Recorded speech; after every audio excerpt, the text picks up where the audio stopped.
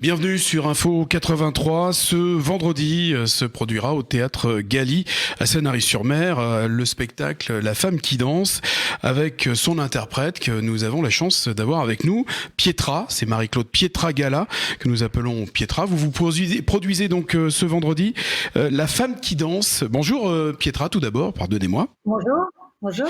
Où êtes-vous là actuellement, Pietra ? Ouais, je suis à la compagnie, là, je suis au Théâtre du Corps, dans mon bureau. Parfait. Entre deux répétitions. Pardon ? Je dis entre deux répétitions. On a la chance de vous avoir. La femme qui danse, c'est votre vie que vous mettez en scène ? Oui, c'est un voyage, j'emmène le spectateur dans un voyage visuel, sonore, parce que c'est un subtil mélange entre un témoignage oral de ma carrière, de ma vie d'artiste, et au-delà de cette vie d'artiste, je parle de la danse en général. Et je me suis rendu compte que c'est un spectacle qui est sur scène depuis un peu plus d'un an, qui a été entrecoupé par le confinement, bien sûr, comme tout le monde.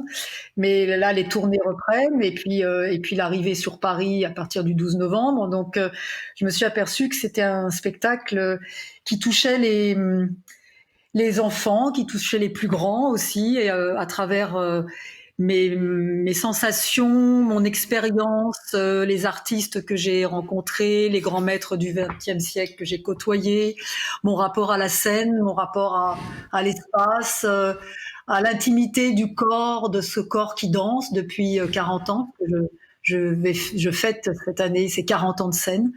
Donc voilà, c'est un mélange comme je vous disais, de témoignage oral et puis aussi de mémoire du corps, le corps qui se rappelle des différentes étapes de la vie, de mon rapport à l'enfance et à la danse, de mon entrée dans le corps de ballet de l'Opéra de Paris, ma vie dans cette institution, et puis après de l'émancipation que j'ai eue à diriger d'abord un ballet, et puis après à créer mon propre chemin, ma propre signature à travers le Théâtre du Corps que j'ai fondé avec Julien Derouault il y a un peu plus de 15 ans. C'est un spectacle dans lequel vous parlez également, vous vous Oui. accompagnez de mots, de textes. C'était important pour vous aussi, ces textes ? Oui, alors ça a commencé il y a à peu près 3 ans où j'ai commencé à mettre des sensations en mots, à mettre mon expérience, mon rapport à la danse, mon rapport à l'intimité, comme je vous disais, du corps.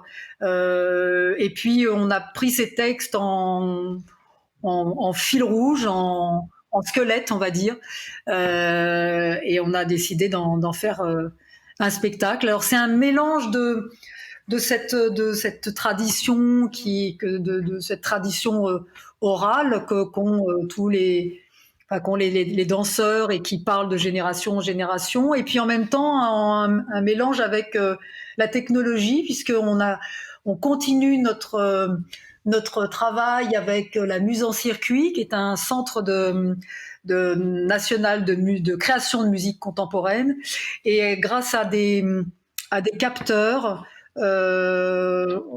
j'ai la chance de pouvoir devenir une sorte de chef d'orchestre. Souvent, vous savez, les danseurs, on est tributaire de la musique, on suit l'orchestre, on suit les musiciens. Là, grâce à ces capteurs, ça me permet à travers le mouvement, d'accélérer, de décélérer la musique, et aussi d'interagir avec l'image. Donc, il y a tout un travail technologique aussi dans ce spectacle. Pendant que vous parlez, on diffuse un extrait de ce spectacle que nous aurons la chance de découvrir vendredi au théâtre Galy à Sanary-sur-Mer à 20h30. Vous êtes actrice, spectatrice également de cette poésie visuelle, comme on l'a qualifiée. C'est ça ?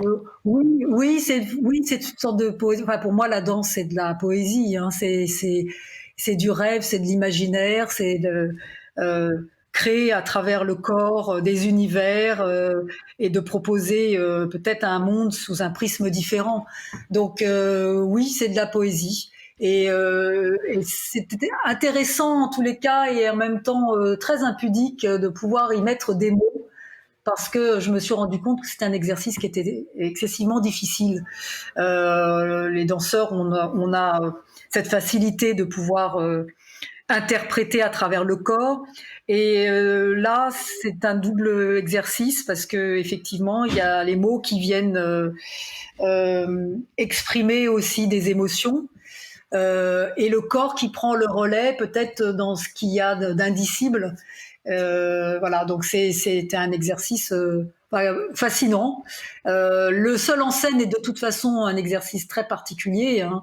Se retrouver seul face au public, il y a toute une notion de rythme du spectacle qui n'a rien à voir quand on est en scène avec d'autres danseurs, enfin d'autres artistes. C'est pas du tout la même chose. Mais en même temps, c'est un rapport excessivement intense avec le public. Pietra, est-ce que votre performance a changé depuis cette crise ou pas du tout? C'est le même spectacle?